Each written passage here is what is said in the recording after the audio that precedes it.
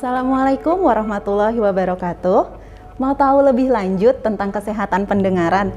Simak penjelasannya berikut ini.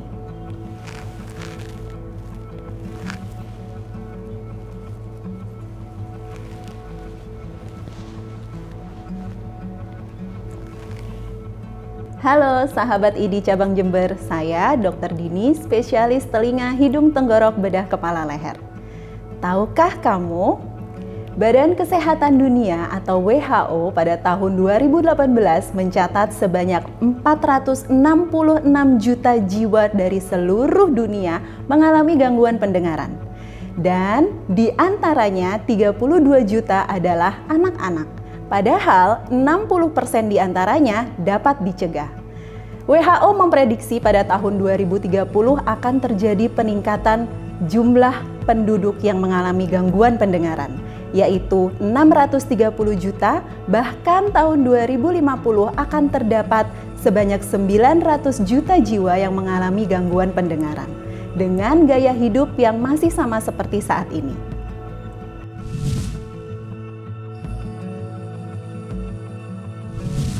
Apa aja sih jenis-jenis gangguan pendengaran? Ada tuli sejak lahir, kotoran telinga, otitis media supuratif kronis atau congek, ada gangguan pendengaran akibat bising, dan tuli karena usia lanjut.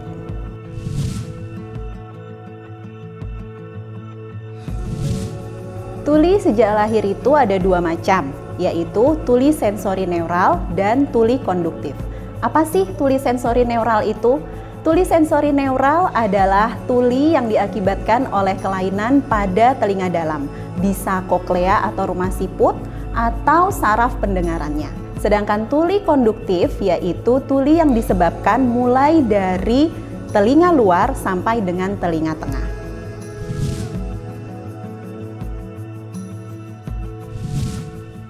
Ini adalah contoh foto anak dengan tuli konduktif. Dan ini adalah contoh foto anak dengan tuli sensori neural. Apakah sahabat ID tahu bagaimana membedakan anak normal dengan anak yang tuli sensori neural sejak lahir?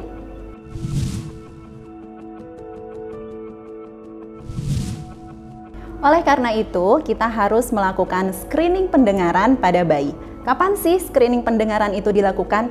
Sejak bayi baru lahir sampai dengan 1 bulan. Harapannya akan terdiagnosis bila memang itu suatu tuli sejak lahir pada usia 3 bulan.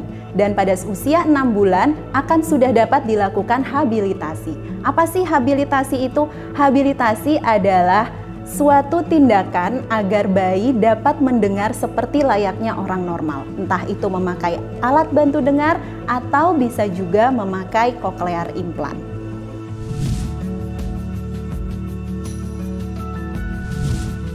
Kapan sih kita perlu curiga seorang anak itu mengalami gangguan pendengaran atau tuli sejak lahir?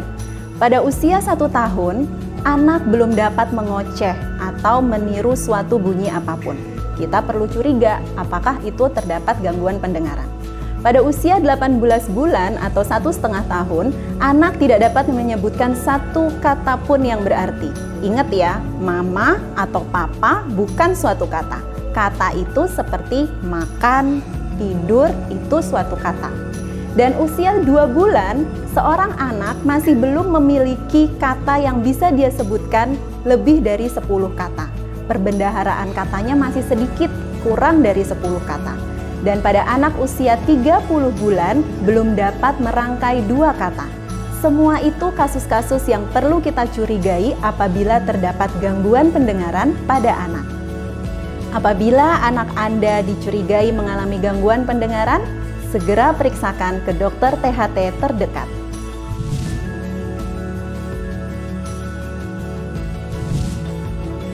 Jenis gangguan pendengaran yang kedua yaitu sumbatan kotoran telinga.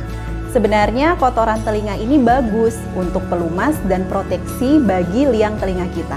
Tapi kalau sudah menyumbat, maka akan terjadi penurunan pendengaran, terutama pada anak sekolah dasar yang tidak bisa mendengarkan langsung pelajaran di sekolah.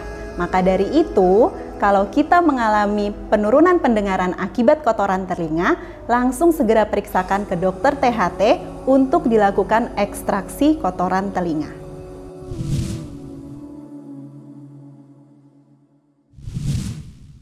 Jenis gangguan pendengaran yang ketiga yaitu otitis media supuratif kronis atau yang sering orang bilang congek atau coro. Apa aja sih gejala yang dirasakan pasien? Yang pertama yaitu keluar cairan dari telinga selama 2 minggu atau lebih, lalu penurunan pendengaran dan nyeri pada telinga. Apabila pasien tersebut ke dokter, maka akan ditemukan oleh dokter THT gendang telinga yang lubang dan juga adanya sekret atau cairan yang keluar dari telinga tengah.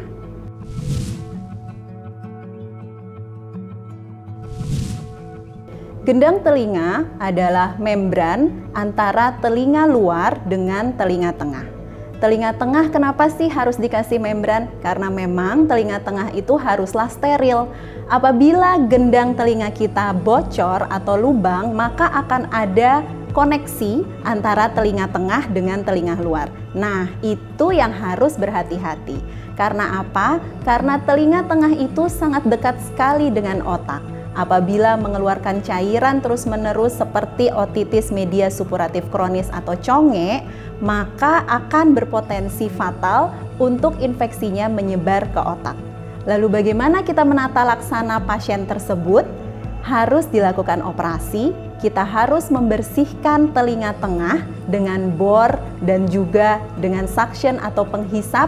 Kita buang semua material-material yang menyebabkan infeksi dan gendang telinganya kita tanam ulang sehingga tetap ada pemisah antara liang telinga dengan telinga tengah.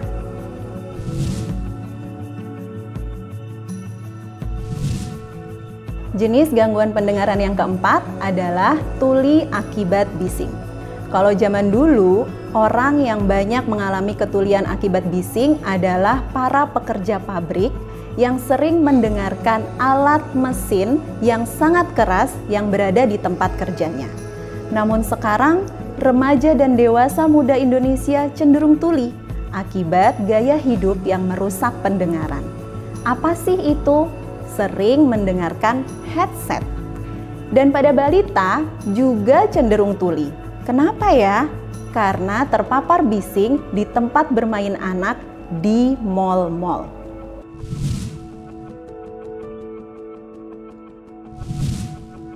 Para pekerja pabrik memiliki regulasi bahwa apabila mereka bekerja di dalam ruangan dengan bunyi intensitas 97 desibel, maka mereka hanya diperbolehkan berada di dalam ruangan tersebut selama setengah jam saja dan memakai alat pelindung telinga. Lalu bagaimana nasib balita yang bermain di tempat hiburan anak di mal? Telah dilakukan penelitian bahwa lama anak bermain di mal itu lebih dari 1 jam. Dan bunyi yang ada di dalam mal lebih dari 100 desibel. Bahkan melebihi mesin yang ada di pabrik. Bagaimana nasib anak-anak ini?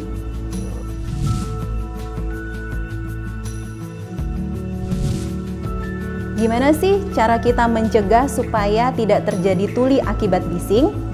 Komite Nasional Penanggulangan Gangguan Pendengaran dan Ketulian menyarankan untuk mendengarkan headset boleh, tapi hanya 60 menit.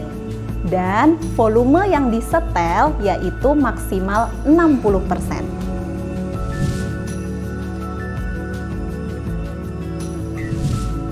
Jenis gangguan pendengaran yang kelima yaitu tuli karena usia lanjut. Pasien dengan usia lanjut tidak akan pernah datang ke dokter dengan mengeluh, "Dok, saya tuli." Enggak. Yang dikeluhkan adalah kesulitan dalam berkomunikasi, dan itu pun bukan pasiennya sendiri, melainkan keluarga pasien. Pasien akan kesulitan mendengar percakapan banyak orang secara bersama-sama. Dan pasien dapat mendengar percakapan sebenarnya, tetapi tidak mengerti apa yang dikatakan. Dan apabila mendengar suara keras, maka pasien akan mengeluh telinganya terasa sakit.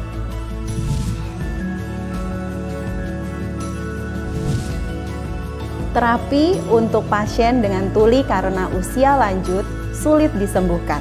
Maka dari itu, yang penting adalah pencegahan. sahabat ID mulai sekarang harus menghindari faktor-faktor yang memperberat.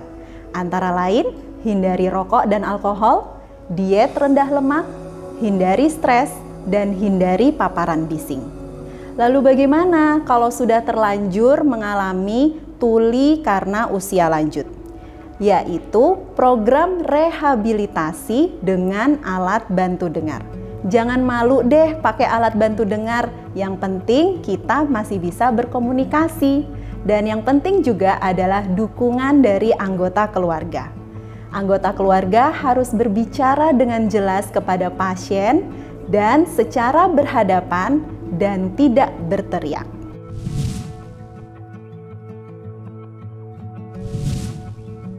Demikian penjelasan dari saya kali ini. Selanjutnya kita mau bahas topik apa lagi ya di channel YouTube ID Jember Official? Yuk tulis saran dan masukan di kolom komentar di bawah ini.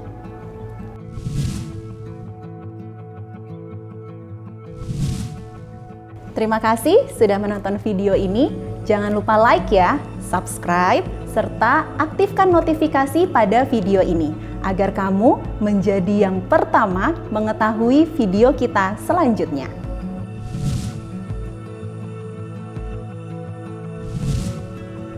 Sampai jumpa, masyarakat sehat, masyarakat sejahtera.